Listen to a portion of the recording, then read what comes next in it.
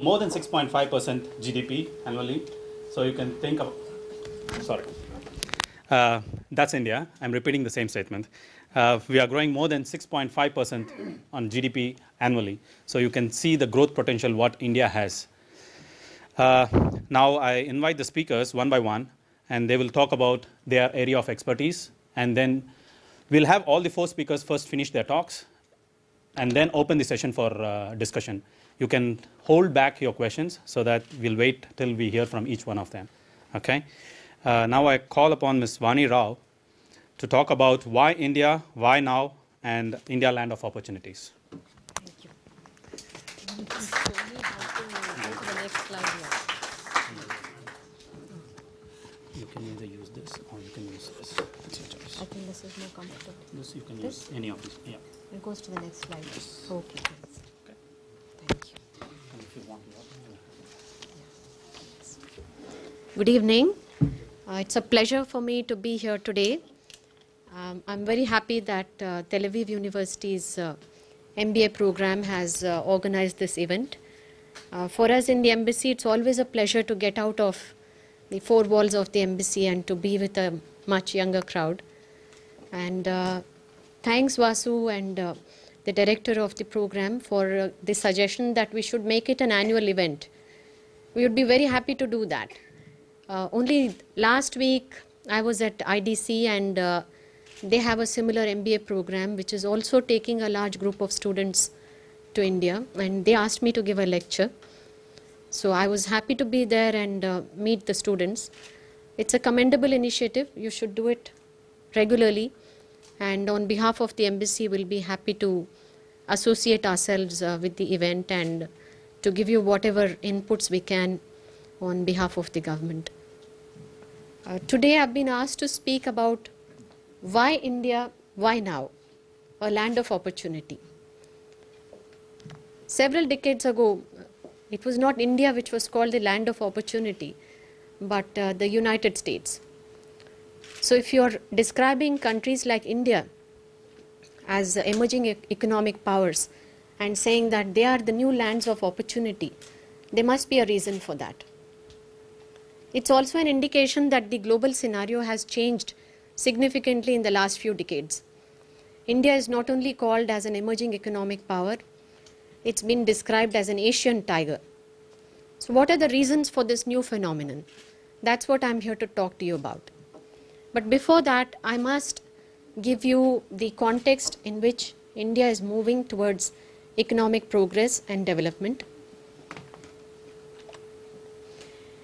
As you all know, India is a democracy. We are very proud of our democratic credentials. It's one of the world's largest democracies. In fact, the last elections we had in 2009 were considered as the world's largest democratic election ever.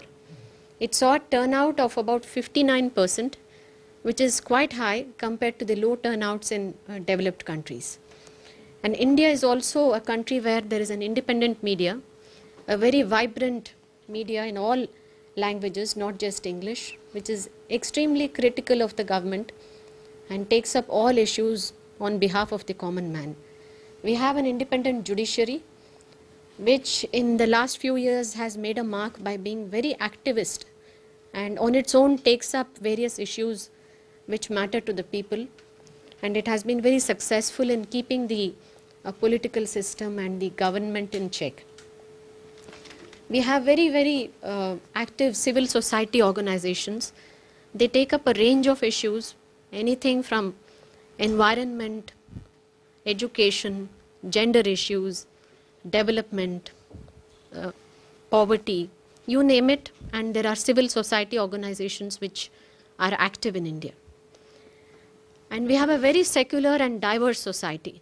There are several religions in India. People practice them freely. And it's a diverse society, not just because of that, but because of the number of languages people speak, the racial origins that people are from. So what binds India together? On a lighter note, it is said that there are only 2 passions that bind India and Indians, and these are Bollywood and cricket. So thanks for that. English is a common language Hindi is the official language, but English is a language in which we've all been educated. Our textbooks are in English, and most of the official work in India is in English. Why are all these factors important when we talk about India as a land of opportunity in terms of trade and investment? They are very important because these factors are essential for investors and businessmen. They provide a sense of confidence, stability, better governance, and they provide them the ability to approach the judiciary in case of any complaints or dissatisfaction. Now, India's economic credentials. India is one of the few countries which has maintained a stable economic growth, even in the last 2-3 years of global economic recession. It's a tribute not only to its economic credentials, but also to the fact that it's economic power which is here to stay. In the last 5 years, our economic growth has been at the rate of 8.5%. And for the next year, our government has tempered it down only slightly by about 7.5%. And we hope to maintain that. So how is India able to maintain this rate of growth?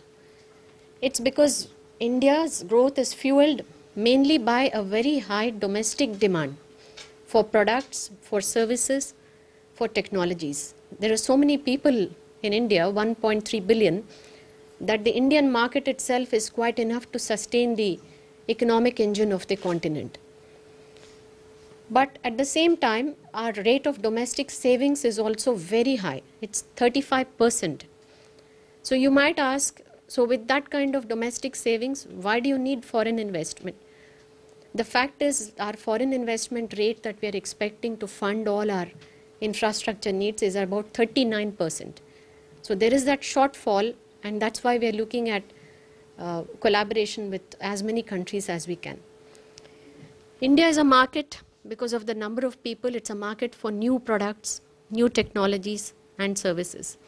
Indians are constantly buying anything from appliances to clothing, the latest in the market. You will see all the big brands and retail chains back in India. And not just these, but India is a place where 50% of the global business process outsourcing services are taking place, and a lot of foreign exchange is being earned by India because of that. Because of these reasons, India is not just a market, it's not just an emerging economy, but it's one of the key countries which is driving economic growth. With the rate of economic growth that it has, the size of the market that it offers, the investment opportunities that it has, India is not just a market for your products, but it's also one of the key factors in global economic growth. So numbers really matter. And when you look at India, I just want to give you a small glimpse of the size of the market that India is. A middle class of about 250 to 300 million. And this is only bound to grow as India moves its population from under the poverty line to a better standard of living. And the middle class in India is the one which is sustaining the purchases, aspiring for a better standard of living. We have the second largest number of mobile users in the world, fourth largest internet users in the world, and the electricity consumption is also very high. The next three statistics are also there for you to see, but in that statistics there lies an opportunity. We have a per capita milk production is very high in India. But compared to countries like Israel, milk production per cow is very, very low. It's less than 1/4 of what is in Israel. So that's an opportunity, and in the dairy sector, we have a lot of Indian dairy companies looking at Israel for help and collaboration. Similarly, in the sector of agriculture and food processing, you can see from the statistics that India is the second largest producer of so many things, rice, pulses, fruit and vegetables. But because we have not been able to develop the linkages between the farmers and the market, or to store these things, fruits and vegetables for a longer time, more than 40% of our agricultural produce is going waste. So that's again a big sector where there is potential for technology and assistance. What does India need? I just mentioned that we need a lot of foreign investment because of the shortfall between domestic savings and what we need in all these sectors. And why does India need so much investment in these core sectors? There are two reasons. We need to sustain the current rate of economic growth to maintain it at 7.5%. Secondly, we also need to meet the aspirations of our population.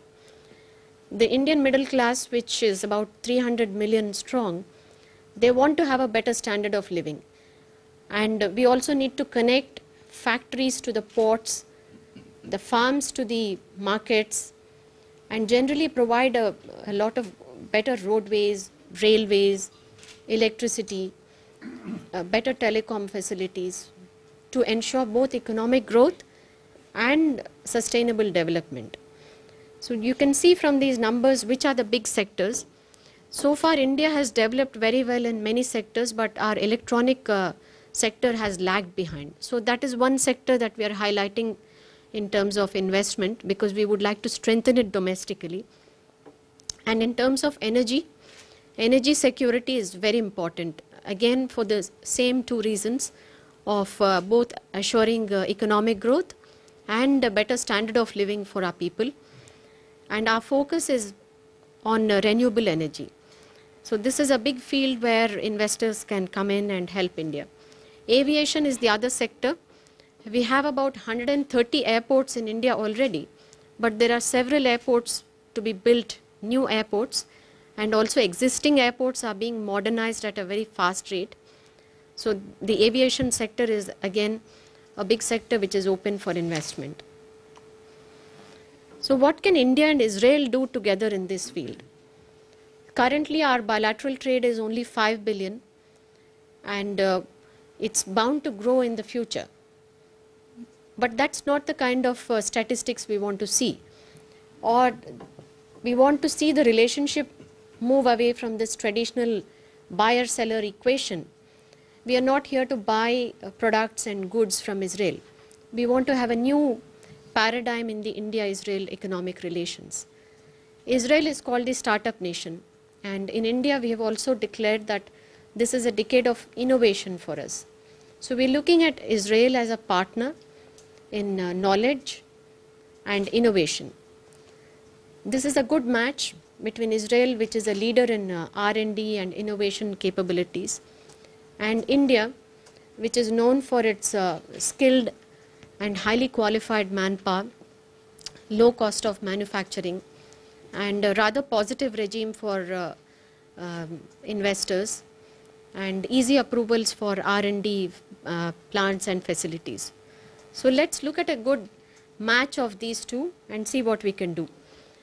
India can also be a manufacturing and R&D hub. So many foreign companies, the statistics are mind-boggling. 200 out of the 500 Fortune companies are based in India in terms of their R&D facilities. So that can be a new way of interacting also. The other possible interaction is by looking at India as a joint manufacturing facility. Just an example, there can be any Israeli company which develops a prototype of a new product, let's say a camera or a cell phone. You can develop it here and you can take it to India and have it manufactured on a very large scale, at a commercial scale, and the cost of the product will be very low because of various advantages that India has to offer. And the sectors that we would like to highlight in this are also with a lot of potential. Agriculture, because we are looking at food security in India, and because a lot of conditions in India match the conditions here in Israel.